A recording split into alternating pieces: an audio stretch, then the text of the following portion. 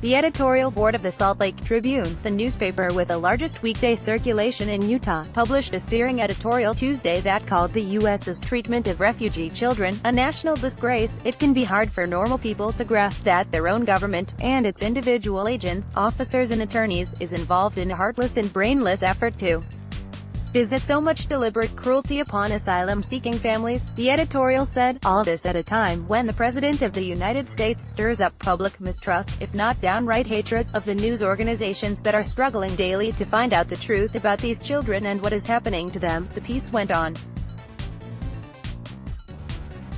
This is the kind of behavior that, when carried out by non-superpowers, gets people hauled before the International Criminal Court of some special war crimes tribunal. The Trump administration has faced a turbulent few months that started with the separating of families who crossed the U.S. southern border illegally and ended with the signing of an executive order to end the practice amid overwhelming criticism. "We're going to have strong, very strong borders, but we're going to keep the families together. I didn't like the sight or the feeling of families being separated," Trump said when he ended the family separation policy. While Trump carried Utah in the 2016 presidential election with a commanding 45% of the vote, the Salt Lake Tribune editorial board endorsed his opponent.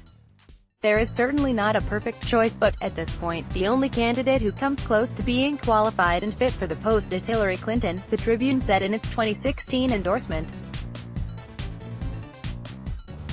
Trump built a campaign on insults and bigoted statements, the endorsement continued, finally losing any right to be taken seriously with the recent release of a video in which he was heard to brag about his ability to get away with sexually assaulting women, despite the editorial board's resistance to the president. Trump continues to hold a majority approval rating in the state. 52% of registered voters approved of the job Trump was doing as president, while 45% disapproved, according to a June Salt Lake Tribune-Hinckley Institute of Politics poll. "Love Utah," Trump tweeted during his 2016 campaign.